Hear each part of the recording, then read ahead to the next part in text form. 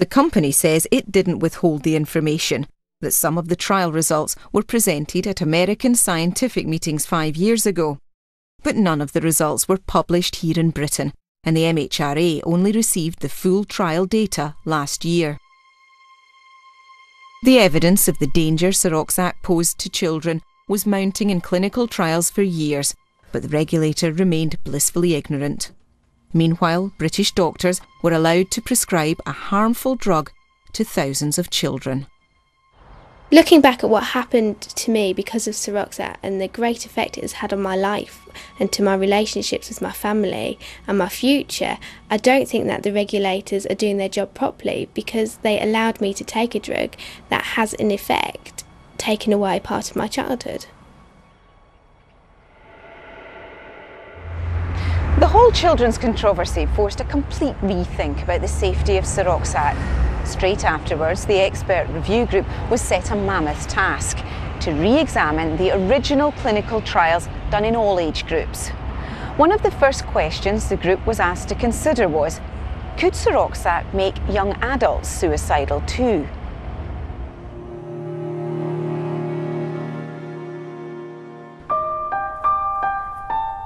Adrian Keegan was 19 when he took SEROXAT. We used to do some shopping for Adrian. He used to come to collect it here, but on this Friday night we decided to take it to his flat. We got no answer when we knocked on the door, so we thought he'd gone out. But then on the Saturday morning we noticed the lights were still on. I dropped you off and then I went back to the flat, didn't I, Dawn, to his flat to check on him. And I knocked on his door, got no answer, and then I looked through his letterbox and I noticed his keys, his door keys were on the storage heater in the hallway. And I knew that he was in, so I knocked again, couldn't get no response, so I tried to force the door and I couldn't open the door. So I came back home and I got a chisel bolster.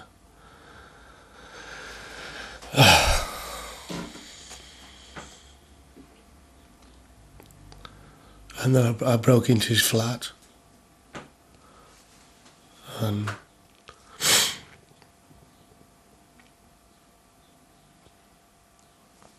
then I found him then in the bathroom. He'd hung himself.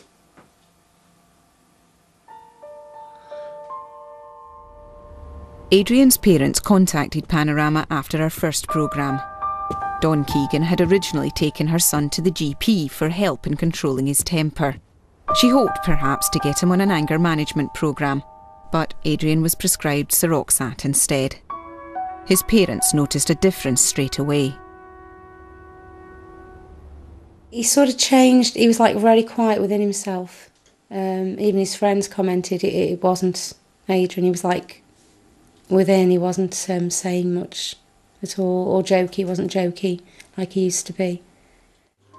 The sixth and most recent review of SSRI antidepressants has discovered that SEROXAT may indeed make young men like Adrian Keegan suicidal. The expert working group asked GlaxoSmithKline to reanalyse its original clinical trial results. When they did, they found evidence to suggest that 18 to 29-year-olds may be at an increased risk of suicidal behaviour. So why did it take 13 years to uncover this crucial information? Again, Sir Alistair says they're looking into it. That is a matter which is under investigation just now, whether or not there was evidence at that time in different age groups which we did not have access to. Well, there was information. Did you just not analyse it at the time? Or was it not presented to you? This is a matter which is under investigation at the present time, whether or not the evidence was presented, whether it was analysed and what happened to it. This is part of the ongoing investigation. GlaxoSmithKline keeps its own database of side effects that doctors and patients report to them, and it says these are passed on to the regulator. We've discovered these reports, some of which go back many years, support what's in the original trial data. They suggest that young adults and males may be at an increased risk of self-harm, hostility and suicidal behaviour within the first month of taking SEROXAT. Adrian Keegan was on the drug for just 26 days. But the patient information leaflet that accompanies the drug carries no warning addressed to young adults. Would it have made a difference, do you think? Yeah. Because you'd be able to keep an eye on the person that's taking the medication for a start off. You'd be able to monitor and be able to look after them properly. You think so? I wouldn't have let him go on it if that information had been put on it. I wouldn't have took the risk. It's just I just thought it's not worth it. The leaflet, which is approved by the regulator, didn't warn Adrian and his family. Even now, doctors haven't been properly warned. The only clue is on the MHRA website, and all that says is that doctors should carefully monitor young adults after prescribing SEROXAT. It's appeared on your website since April, but why isn't it in the patient information leaflet? The patient information leaflet will be altered when the current review is complete, which will be towards the end of this year. But that's quite a delay. I mean, you've known this information for a while. Why are you waiting to tell people? No, in fact, as you say, on the website, this information is available. It is available. Yes, but patients don't tend to read the MHRA website. Why is it not on the patient information leaflet? Well, there are several aspects of the patient information leaflet which are currently being revamped at the present time, and this will be one of them. Yeah, the regulator may well have created a situation where people have died. Makes me very sad for the families and the people that I've got to know during this time dealing with SEROXAT. Very sad that they've encountered such tragedy, and we'll never know whether that tragedy could have been prevented by better regulation. We'll never know, but we'll always have the question. We worry about the other children, not on a weekly basis or a day-to-day basis, on a minute and second basis.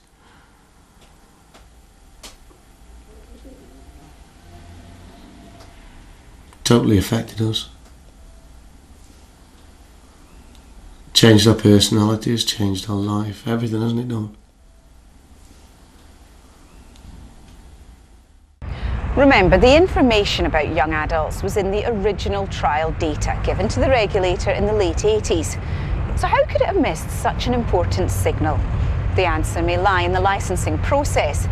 The MHRA takes an awful lot on trust when it makes its decisions about a medicine's safety. Each clinical trial produces a huge amount of information, and this raw data is summarised by the drug companies. But the regulator then relies on these summaries. It rarely studies the raw data itself. With the SSRIs, though, there have been 5 safety reviews since 1991. Each one of these was an opportunity to spot what was missed originally. Richard Brooks says that none of these reviews examined all the raw data either. How rigorous do you think the previous reviews of the SSRI antidepressants were? Well, sitting here in 2004, they're not really worth the paper they're written on. The reasons for that are complex, but basically it seems that they were not robust, they were not rigorous, and they didn't look at original data. And so they seem to be as much use as paper in a waste bin.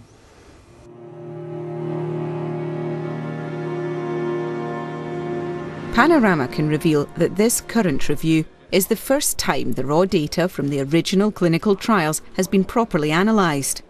The expert working group is now considering whether there is evidence lurking among this data that SEROXAT may make adults suicidal. The group is expected to publish its findings later this year. But one of the most respected figures in British psychiatry is already convinced a link exists. I think the evidence